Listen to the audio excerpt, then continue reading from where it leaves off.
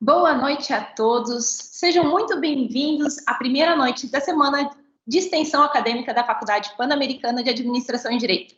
Eu sou Ana Cristina Baruffi, sou a coordenadora do curso de Direito e vou estar aqui hoje moderando o nosso encontro com os professores Ezequias Losso e Fábio Malina Losso. O professor Ezequias Losso é mestre em Direito pelo Programa de Mestrado do Centro Universitário Curitiba. É especialista em metodologia do ensino superior, em resultado de curso promovido pelo convênio CAPES-UFP.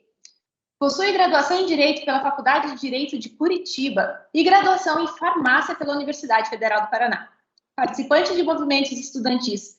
Foi eleito vice-presidente de Assuntos do Interior da União Paranaense dos Estudantes, a gestão de 1965 e 66, e presidente do Conselho de Representantes da entidade em referência, gestão 66-67. Em 1969, após o curso de pós-graduação, obteve registro de professor de Direito Usual e Legislação Aplicada do curso técnico comercial. Contratado em 1970 pela Associação de Ensino Novo Ateneu, assumiu a disciplina de Economia Política e 2 anos após, a coordenação do estágio de Prática Forense e Organização Judiciária da Faculdade de Direito de Curitiba, hoje Unicuritiba, a qual chegou a ser professor titular. No ano de 2000, foi distinguido com o título de professor emérito por decisão das Faculdades Integradas Curitiba. Exerceu sucessivos mandatos eletivos de vereador em Curitiba, em 69 a 1975, de deputado estadual do Paraná, de 1975 a 1991. Atuou como deputado estadual constituinte em 1989 e atualmente trabalha como professor do Centro Universitário Unicuritiba. Com muito orgulho, venho dizer também da nossa querida Faculdade Pan-Americana de Administração e Direito e é sócio sênior do Losso Advogados. Representa também os professores no Consum da Unicuritiba. O professor Fábio Malina Losso, ele é doutor em Direito Civil, com distinção pela Faculdade de Direito Largo São Francisco, da Universidade de São Paulo, USP. É Visiting Scholar na Universidade de Chicago, de 2013 a 2020. Foi presidente do Conselho Internacional do Reitor da Harris School of Public Policy da Universidade de Chicago, onde atualmente é membro da Harris Council. É membro independente dos Conselhos de Administração do Banco da Amazônia, da CHESF, da Eletronuclear, da Nicei S.A. e é sócio da Losso Advogado da Priori Capital. Professores, com muita alegria, recebo vocês hoje para conversar sobre uma das profissões que o bacharel em Direito pode ter após ser formado, que é ser advogado. Só que muitas vezes, quando eles pensam em ser advogados, acham que vão ficar só em casos de família, direito penal, sendo que, na verdade, há um grande campo de atuação para a advocacia, tanto privada como pública também. Então, sem mais delongas, passo a palavra aos nossos ilustres professores. Permita-me, professora Ana Cristina, fazer apenas uma retificação enquanto fazia a leitura de alguns dados referentes à minha pessoa. Desde julho do ano passado, eu sou professor exclusivo da Faculdade de Administração e Direito. Portanto, não estou mais vinculado ao Unicuritiba, desde que houve outro grupo que assumiu vamos dizer, o comando do Unicuritiba, e desde então eu me senti totalmente liberado. Portanto, quero saudar com muita satisfação a sua pessoa, a nossa coordenadora, também saudar o idealizador da nossa Faculdade de Administração Pan-Americana de Administração e Direito, o professor e empresário Elson Kronberg, pela feliz ideia de lançar esta luz no cenário jurídico do nosso Estado e, quiçá, do país. Portanto, essa retificação, apenas para que conste desta nossa conversa a realidade dos fatos. Mas retificação já registrada, vamos alterar todos os dados que estiverem relacionados a isso, e eu me sinto mais orgulhosa ainda de poder ter o senhor exclusivamente com o nosso curso, professor. Muito obrigado. Mesmo. Muito obrigado, professora Ana, pela apresentação. Muito obrigado, professor Ezequias, por me dar a honra de fazer a introdução da sua fala, pois é uma satisfação ter um professor dos professores, boa parte dos operadores do direito do Paraná, em algum momento foram seus alunos, quer seja em graduação, quer seja em palestras e mesmo em pós-graduação. Então, é uma honra eu poder fazer essa apresentação e também compartilhar um pouco da minha experiência de advocacia privada, que é uma experiência que veio em decorrência da tradição familiar, do aprendizado que eu tenho com o professor Losso, e que também foi um aprendizado, é um aprendizado que eu tive com o meu avô, Luiz Losso, e pai do professor Losso, e também com o professor Igor Losso, o irmão do professor Ezequias Losso, que também teve uma carreira muito importante na academia e tem na advocacia. Esses dias, saindo do escritório, nós ocupamos um dos andares lá de um edifício na divisa do centro com o centro cívico, perto dos fóruns. Eu encontro com o tio Igor, converso com ele já de bem avançada idade, e com a sua mascarinha e pronto para iniciar mais um dia, era cedo, em seu escritório. É um exemplo e algo que a advocacia também traz, essa empolgação de fazer o início, meio e fim de trabalhos. Eu me permito falar sobre a advocacia privada, que é a advocacia que nós exercemos, e especialmente a advocacia empresarial. Já há desde 99, 23 anos, quando, junto com o meu pai, nós abrimos um escritório específico de advocacia empresarial, nós começamos a desenvolver atividades em determinadas áreas que não eram áreas muito comuns, especialmente no nosso mercado de Curitiba, pois escritórios de porte normalmente estão localizados em São Paulo, no Rio de Janeiro, mesmo em Brasília, e temos sim escritórios de porte hoje, diversos inclusive, muito bons aqui em Curitiba, mas há 20 e poucos anos atrás, os escritórios tinham, conforme a professora Ana Cristina mencionou, tinham essa característica de serem mais abertos a qualquer espécie de causa que viesse. Então, era muito comum o escritório atender ao mesmo tempo a questões trabalhistas, e para empregado, para empregador, e também inventários, muitas vezes até direito penal. É advocacia no estilo antigo. E não tem nada de errado com isso, diga-se de passagem. Mas o fato é que existe essa especialização em determinadas áreas do direito da advocacia privada, não necessariamente do direito privado, que nos chamaram a atenção e que chamam a atenção até hoje. Então, nós começamos a atuar num setor chamado direito das telecomunicações, aí já no início do nosso escritório, ao mesmo tempo em que fazíamos isso pela especialidade do professor Losso, muitas questões antitrust.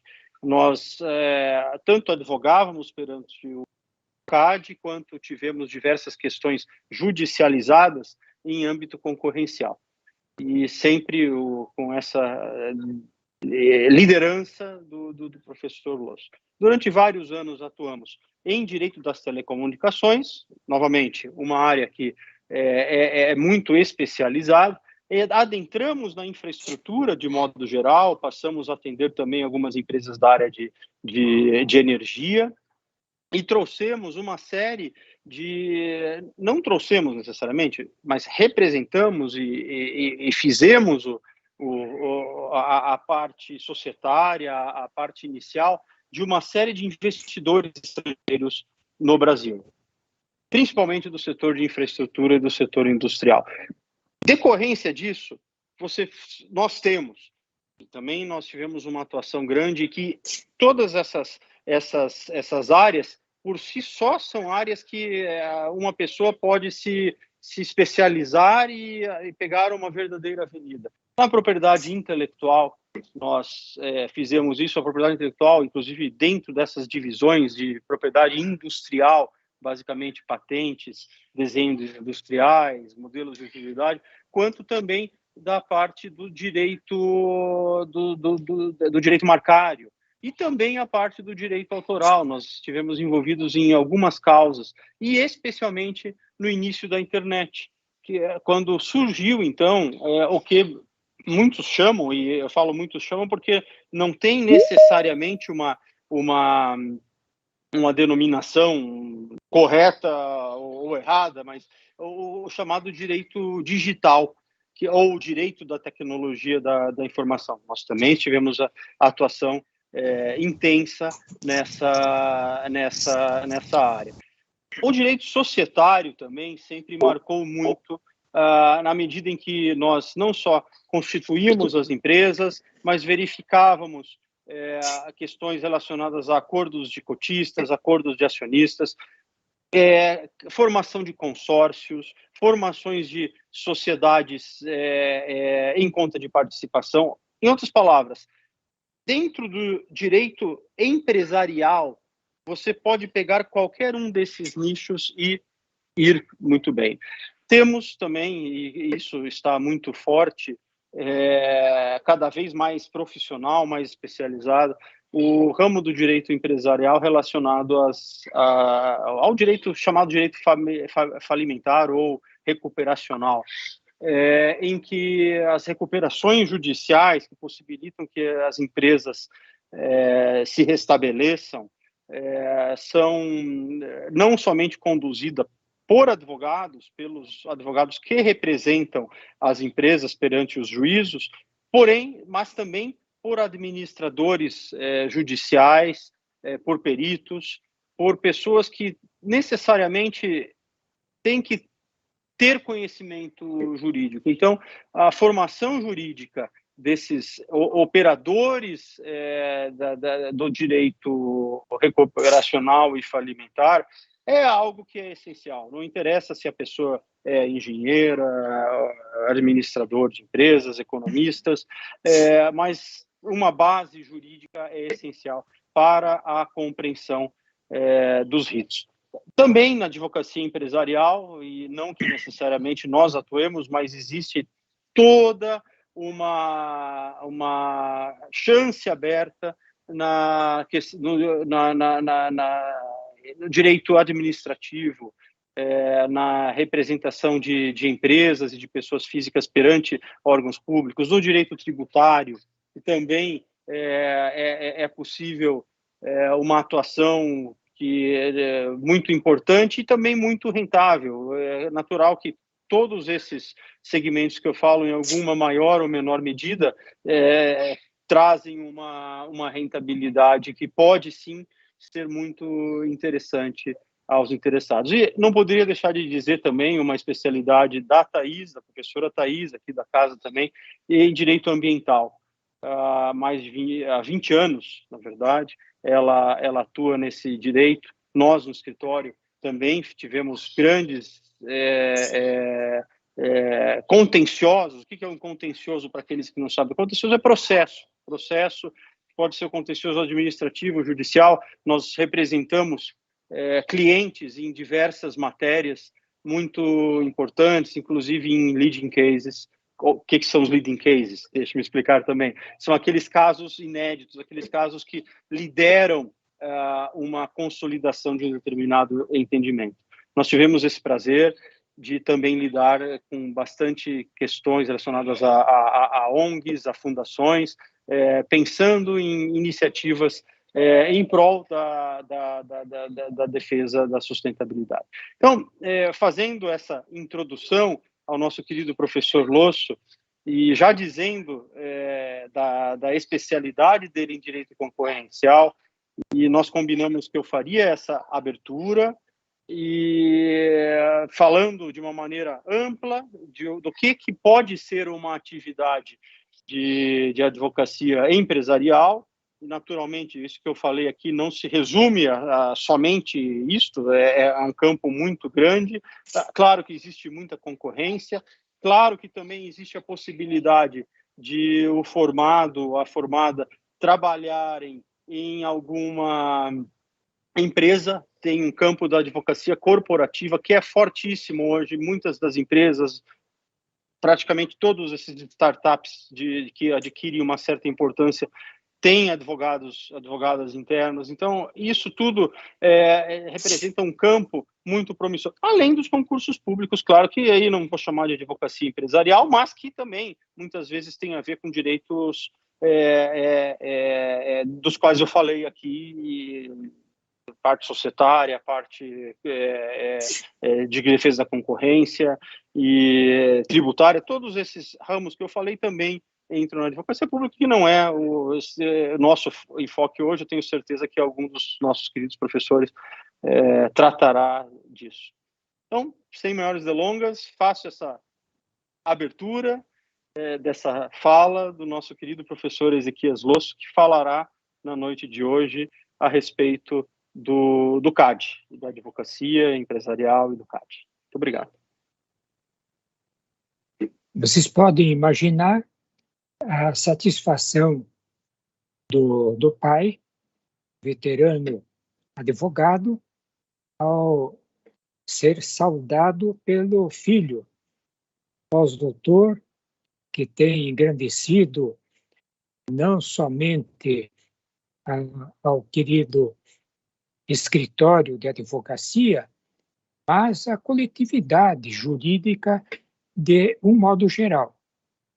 Eu tenho aprendido diariamente com os diálogos que são possíveis, inclusive aqui eu incluo também a presença da nossa tutora, Luana, que vai ter uma participação efetiva no decorrer dos nossos trabalhos, inclusive na parte referente às práticas do direito econômico, que está inserido no âmbito da economia política.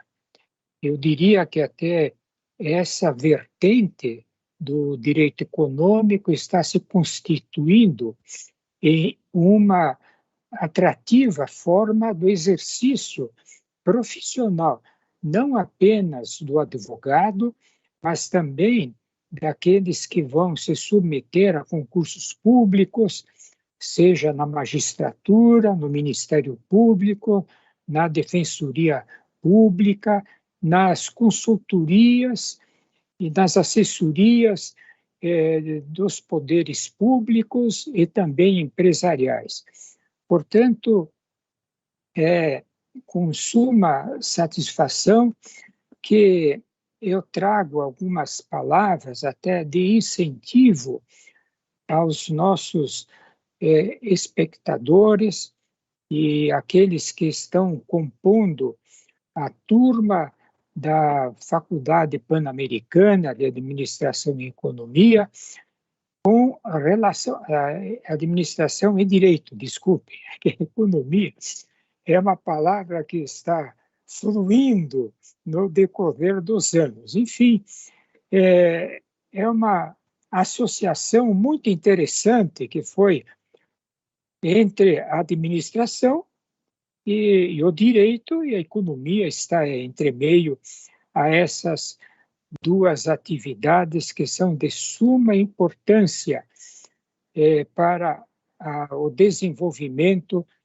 do nosso país, que, diga-se de passagem, está precisando mais do que nunca de profissionais habilitados para darem a sua contribuição ao futuro do nosso país.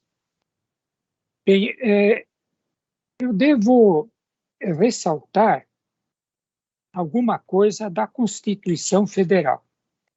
Eu tive a oportunidade de acompanhar os trabalhos dos constituintes federais e, após isso, a satisfação, como já foi na apresentação desse professor, ressaltada a participação na Assembleia Estadual Constituinte. Bem, a Constituição é, enfim, o depositário de muitas conceituações que, ao longo do tempo, foram se aprimorando, não só em nosso país, mas também em outros países. E aqui podemos dizer que a lei antitrust teve a sua origem num momento histórico em que se pretendia combater o monopólio que estava se formando dos Estados Unidos. Daí surgiu, então, na tradução que podemos fazer, a Lei Sherman. Esta lei teve uma série de elementos que passaram a fazer parte das discussões quanto ao direito empresarial, as limitações que deveriam ser devidamente observadas por aqueles que estavam desenvolvendo atividades na economia de mercado. Posteriormente, nós vamos encontrar a Lei Clayton, que vai reforçar aquela primeira lei, a Lei Sherman. E é interessante observar que até nos nossos dias, muitos daqueles estudos que foram realizados no Congresso norte-americano ainda são levantados na defesa dos interesses daqueles que estão envolvidos nas questões relacionadas com o direito da concorrência. A política brasileira iniciou na década de 30 do século passado. Que bom que estamos no novo século. Enfim, dá a impressão de tanto tempo passado, mas não é tanto, não. Enfim, na década de 30, o assunto já foi levantado. Está aqui aparecendo aqui no celular alguém dando informações aqui. Enfim, não estou interessado no tempo. Oportunamente, sim. Eu vou desligar o celular até para que não haja interferência em nossa atividade. Desculpem aqui esta interrupção involuntária. Professora, assim sempre apronta isso com a gente, não se preocupe. Está gostando de aparecer nas lives ultimamente. Não deixa de ser até uma variante aqui que pode, de alguma forma, quebrar um pouco aquela monotonia do discurso. Mas, voltando ao tema, na década de 40, o governo Getúlio Vargas teve alguns embates, inclusive com um comunicador da época. Aqueles que forem curiosos poderão até observar a polêmica entre Assis Chateaubriand, que aliás é o nome de um município paranaense, com Getúlio Vargas. E daí saiu uma legislação que resultou, finalmente, em 1951, em uma legislação que trata dos crimes contra a economia popular. Na Constituição de 46, há um registro, inclusive, que deu ensejo à criação de uma comissão, que foi denominada Comissão Administrativa de Defesa Econômica. Era uma simples comissão de assessoria ao presidente da República, mas aos estudiosos valerá a pena observar alguns pareceres que foram emitidos em relação àquela comissão. Em 1962, na vigência do regime parlamentarista, surgiu, então, uma nova legislação em que se criou, efetivamente, o Conselho Administrativo de Defesa Econômica. Interessante até observar que a indicação dos conselheiros era feita pelo presidente do Conselho de Ministros ao presidente da República. Posteriormente, esta entidade administrativa passou a fazer parte do Ministério da Justiça. Esta atividade, que também trouxe muitos elementos para a advocacia atual, foi desenvolvida até o ano de 1994, quando surgiu uma legislação exemplar, que é a Lei 8.884, que apresentou uma série de elementos que esclareceram a norma constitucional, que está esculpida no artigo 173, parágrafo 4º da nossa Constituição. Eu até tenho aqui o exemplar da Constituição, que foi distribuída naquele evento. Uma parte histórica até do nosso escritório. E ali vamos encontrar, então, que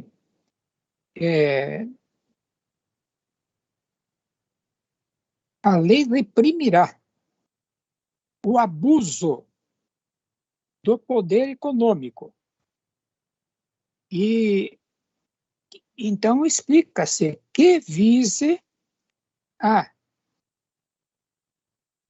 dominação do mercado, a eliminação da concorrência e o aumento arbitrário dos lucros. Portanto, o legislador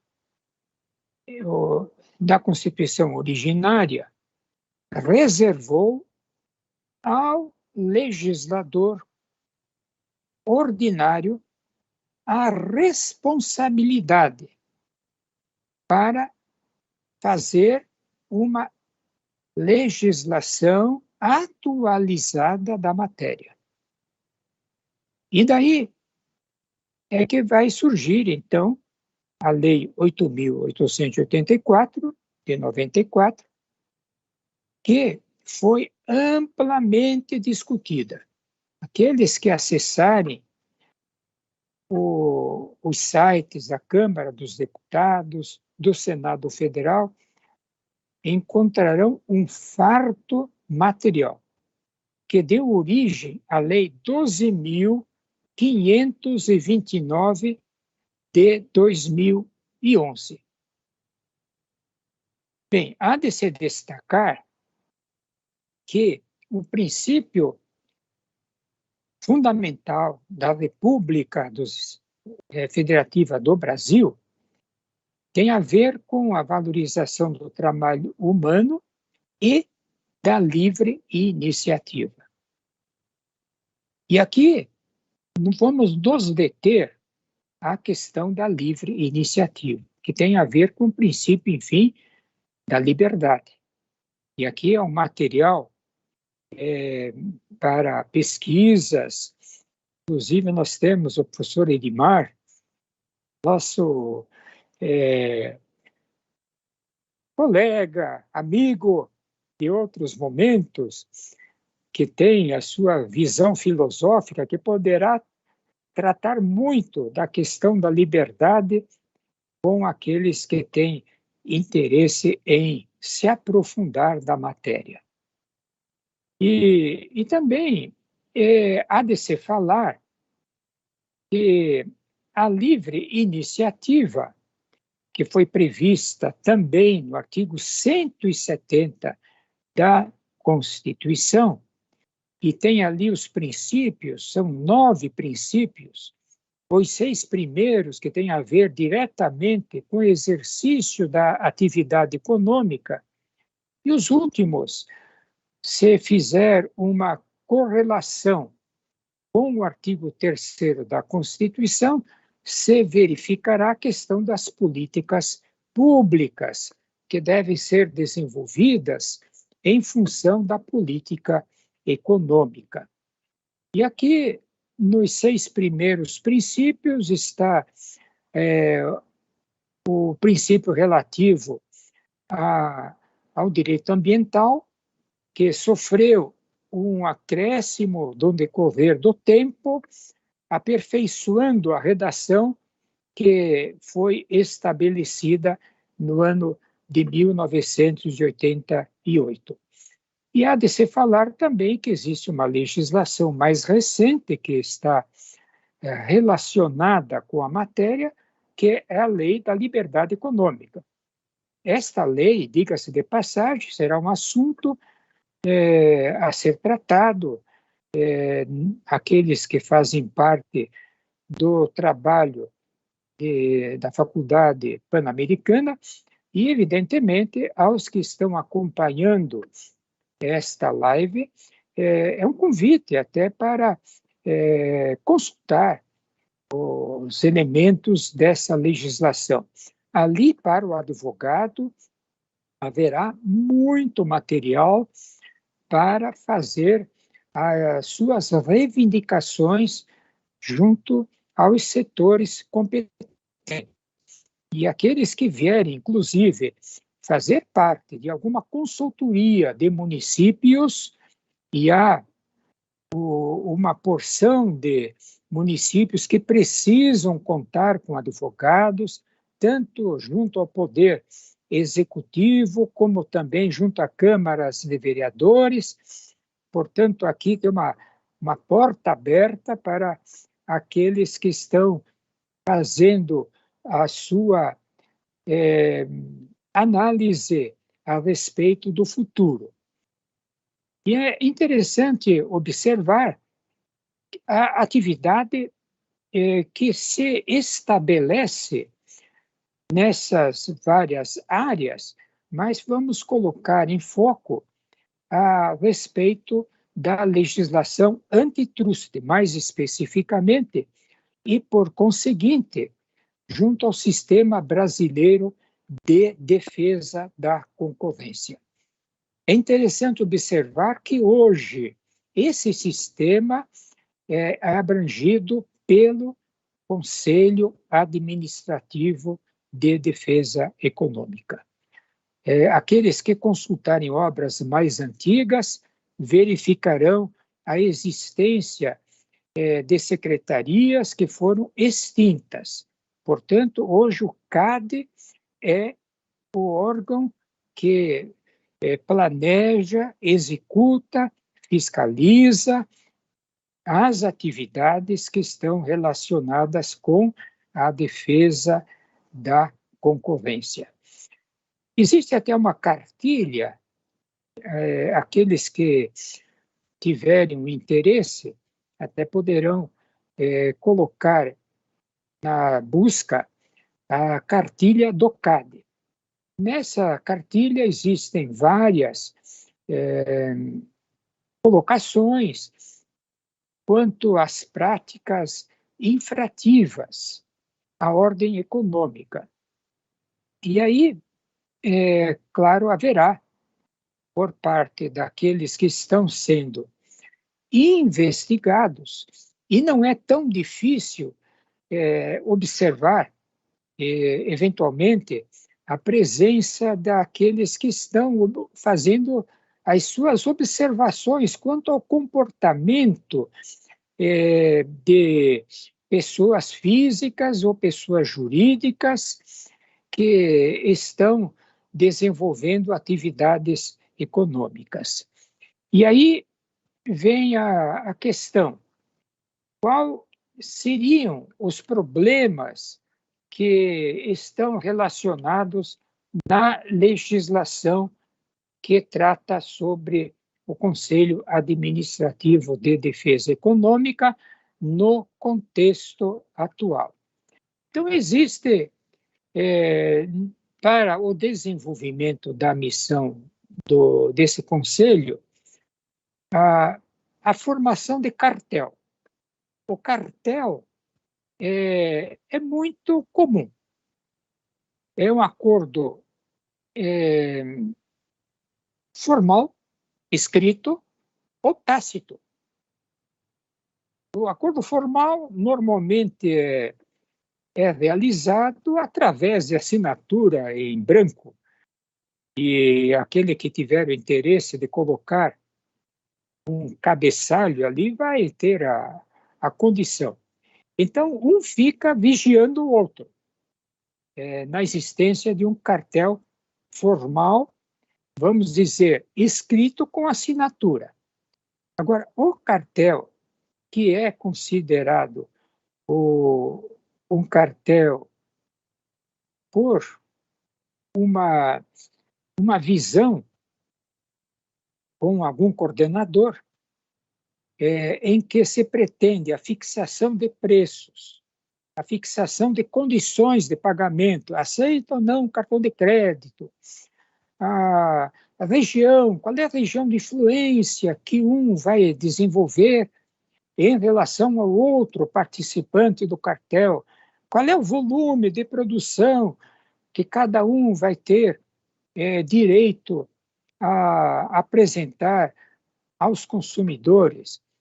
E aí, então, é claro, haverá sempre a possibilidade de alguém ter feito alguma representação ao observar que está sendo feita esta forma de acordo, e caberá ao órgão competente, ao CADE, com o auxílio do Ministério Público, das polícias, fazer as averiguações. Claro, se alguém está desconfiado de que está sendo devidamente observado, recorrerá ao advogado. E sempre aquele conselho que o advogado deve dar, né? Fala a verdade, não fique ocultando nada aqui, porque daqui a pouco aparece alguma coisa e ao advogado ficará o abacaxi na mão. Então, de qualquer maneira, é uma hipótese que deve ser considerada. O cartel é alguma coisa que internacionalmente tem sido considerado admissível. Nós temos, inclusive, o cartel do petróleo. Entretanto, órgãos internacionais têm condenado a existência do cartel por quanto prejudica o consumidor. E aqui, aqueles que estão acompanhando a lei que trata dos direitos do consumidor, tem também um belo papel a desenvolver. Existe uma outra infração que é a venda casada. A venda casada se constitui na subordinação da venda de um determinado bem ou de um serviço a um outro bem ou outro serviço. Então, isso, claro, prejudica a livre concorrência, prejudica o consumidor, portanto, ao CADE é reservada a competência de apurar essa questão. E, claro, as condenações poderão surgir, sempre lembrando que a condenação administrativa e o CADE é dotado de poder judicante, quer dizer, vai exercer as suas atribuições no âmbito do poder administrativo. Portanto, é um órgão competente para atuar nesta área. As decisões do CADE, diga-se de passagem, fazendo um parêntese, são irrecorríveis administrativamente. Agora, pode ser levado o assunto ao Poder Judiciário e compete ao Poder Judiciário adotar a decisão do CADE ou corrigir, eventualmente, uma decisão, considerando os princípios. Inclusive, aqui nós vamos colocar o princípio que é considerado importantíssimo no âmbito das tarefas que são típicas do Poder Judiciário, do Ministério Público, da Advocacia, que é da razoabilidade. Então, esse princípio também tem o seu importante papel que pode ser anotado quando o advogado vai fazer uma defesa. E também, claro, aqui nós abrangemos o Ministério Público, abrangemos também aqueles que estão sintonizados com as responsabilidades que são inerentes. Nós temos os sistemas seletivos de distribuição. Ocorre quando o produtor de um determinado bem contempla determinado distribuidor em prejuízo de um outro distribuidor. Porém, note-se a existência das franquias. A franquia é um instituto que se baseia no direito, e aí existe um ponto muito sensível a ser considerado. Há um prejuízo ao distribuidor em relação ao outro, mas é uma questão da exclusividade decorrente de um contrato em que a franquia está sendo possibilitada. E aí, quando se fala em franquia, é claro, haverá a necessidade de recorrer a estudos que são relacionados com a economia política, com o direito econômico. Até para que se observe até que ponto haverá prejuízo à concorrência. Não havendo prejuízo, não há por que se discutir a questão. Seria como que jogar isca em lago que não tem nenhum peixe colocado. É perder tempo. Portanto, todo cuidado é pouco. E aí compete ao que se especializa nesta área fazer uma prévia avaliação. E é interessante observar que no Conselho Administrativo de Defesa Econômica haverá um departamento de estudos que apoiarão o desenvolvimento de atividades internas e a superintendência geral. Eu diria que quando solta-se um peão, aquele brincadeira, o peão, existe lá o ponto que vai dar segurança para que o peão possa rodar. Assim é o superintendente geral do CAD. Tanto é que não é só superintendente, mas também o superintendente adjunto. E daí que a defesa, muitas vezes, deve ser realizada junto à superintendência geral do CAD. E é interessante notar que a competência desse órgão tem muito a ver com o que acontece na realidade.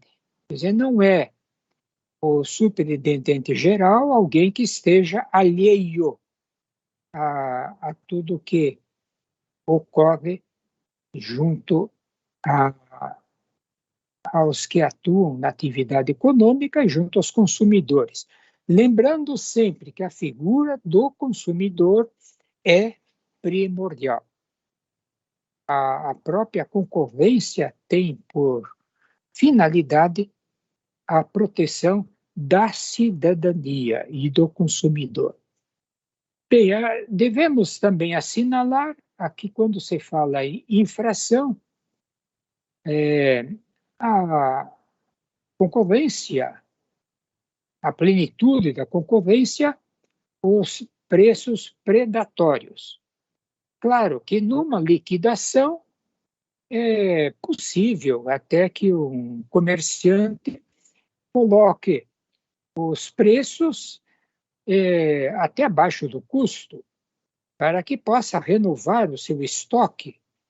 Mas se isto for costumeiramente apresentado com alguma forma de interpretação que seja a de quebrar o concorrente, é evidente que este assunto também será colocado perante o Conselho Administrativo de Defesa Econômica.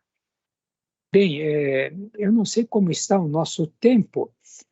Se a professora Ana Cristina, por favor, me avisa aqui na hora que estiver já para se esgotar o nosso tempo. Eu sei que o tempo é limitado.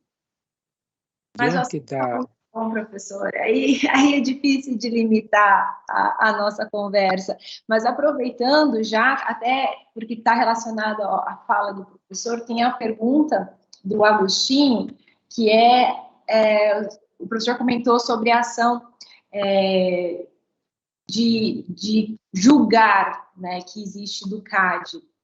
E em razão disso, dessas decisões que o CAD coloca, lembrando sempre que é CAD, não KD, né? Muita gente não, é o CAD. As ações e decisões do CAD, ele se sobrepõem às determinações de agências reguladoras, como a ANP, a ANAEL, a ANS ou outras? Essa é a pergunta do Agostinho. Muito bem, é uma satisfação recordar aqui da participação do Agostinho, sempre muito atuante, perguntas muito inteligentes. Bem, o CAD é mais antigo do que a agência reguladora e tem relação direta com a Constituição Federal. Enfim, é o órgão regulador por excelência deste novo período que pode ser chamado de neoliberalismo de regulação. As agências reguladoras têm também a sua competência, é um órgão independente, mas as decisões do CAD podem se sobrepor às decisões das agências reguladoras. Portanto, há uma primazia do CAD. Excelente. Até teve a gente colocou uma enquete no chat para saber se os participantes conheciam o CAD e deu 50-50 neste momento. Nós estamos com 50% que conhecem e 50% que não conhecem. Ainda é um órgão, né, existente dentro da sociedade que muita gente desconhece a existência, mas que tem uma atuação muito pontual na nossa sociedade. Ele cuida desde o dia a dia do consumidor ao dia a dia do empresário. Realmente regulando todas as nossas ações, as nossas atitudes, mas o legal do CAD, ou a sua importância, é que ele trabalha sempre na questão da liberdade, para que a liberdade termina aonde inicia a liberdade do outro. E aí a importância dele para vir regulamentar toda essa situação. De fato, muito importante a sua observação, professora Ana Cristina. Mas apenas já chegando ao finalmente, o CAD tem também uma função de grande importância quando se fala em fusões, aquisições e incorporações, joint ventures, que são típicos atos de concentração. E é interessante observar que aqui o papel do advogado vai ser muito importante na orientação, eventualmente, de grupos que pretendem se unir, porque o CAD deve ser consultado a priori, quer dizer, antes do fechamento do negócio. Pela legislação de 94, era após.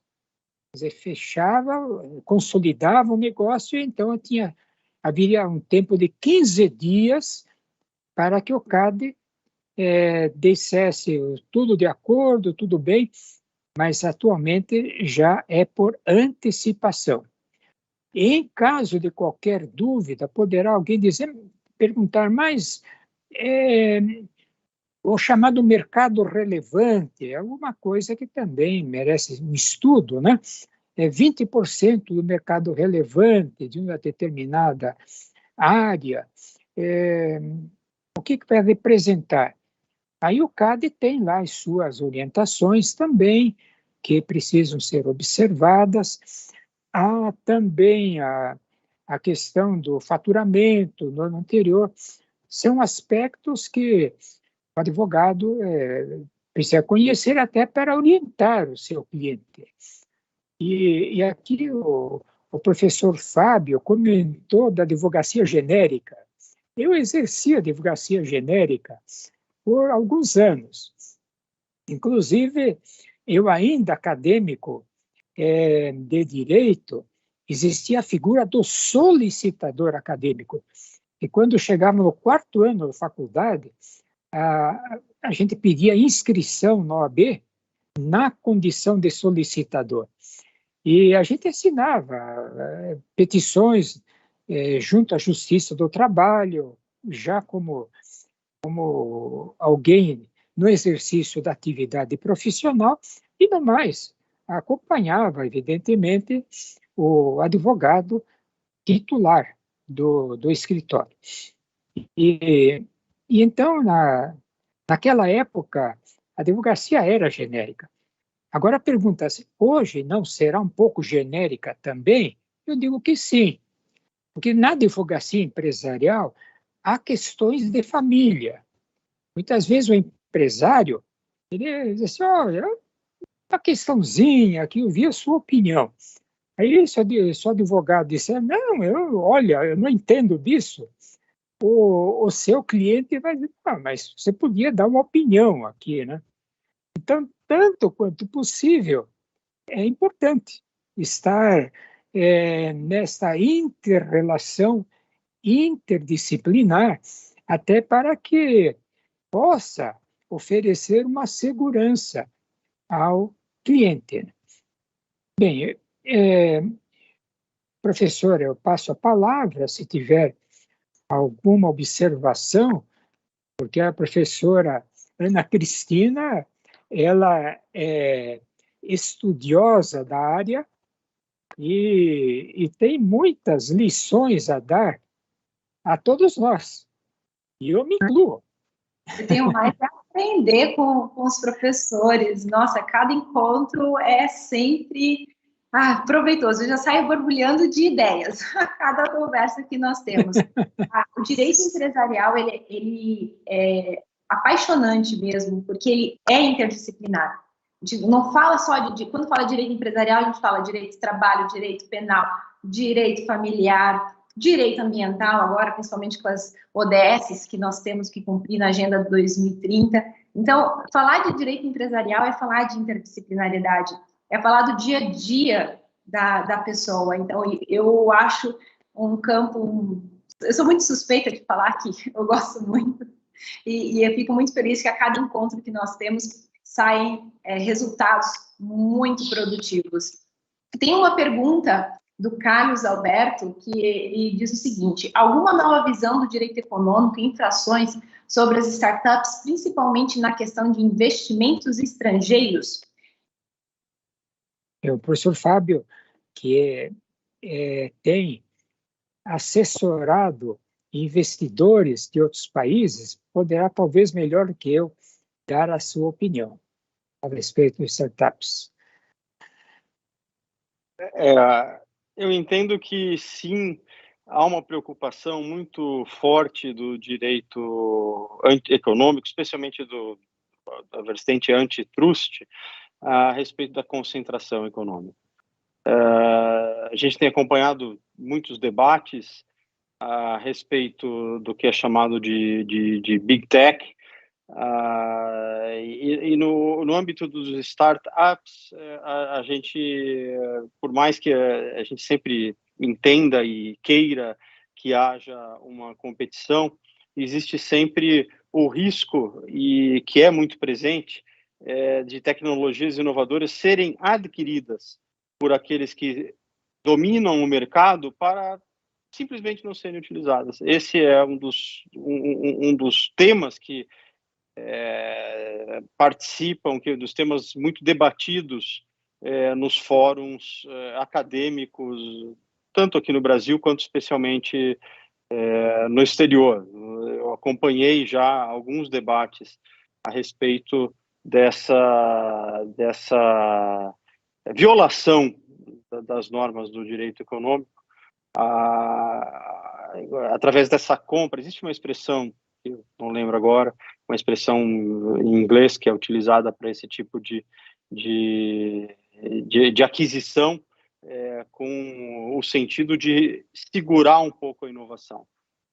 Essa é uma falha. E é para isso também que existe o CAD aqui no Brasil e os órgãos reguladores de defesa da concorrência em nível global. Muito obrigada, professores. Quero registrar também aqui a presença da Luana. Todas as nossas unidades curriculares, todos os nossos professores, que são os titulares das disciplinas, eles são assessorados por um tutor ou uma tutora, né? Hoje sendo representada aqui a Luana. O tutor na nossa faculdade, ele é um facilitador do diálogo entre o professor titular da disciplina, criando ainda mais um ambiente produtivo e direcionado sempre ao estudo de cada um, individual de cada um dos nossos acadêmicos. A fala de hoje, já agradecendo novamente o professor Ezequias e o professor Fábio Malina Losso, pelo esse encontro, né, que nós tivemos, mostra o quanto os predicados intelectuais do bacharel, tanto de direito como da administração, eles devem corresponder também a uma nova atitude e uma aptidão moral, que os recoloquem no centro das decisões, principalmente aquelas ligadas às decisões públicas. como protagonista capaz de atender às demandas presentes na nossa sociedade e que, para além das demandas regionalizadas, elas também precisam atender às pautas nacionais e às pautas internacionais. Fato que ficou muito provado nesse pós-2020 com a Covid, né? Foi muito pontual. Eu agradeço a presença dos professores, da Luana, de todos que estão assistindo neste momento e que vão também assistir a posteriori ao nosso encontro, e vejo vocês amanhã, no nosso segundo dia da Semana de Extensão Acadêmica. Eu desejo uma excelente noite para todos. Professores, novamente, muito obrigada. Uma satisfação. A todos, uma boa noite. Obrigado, boa noite.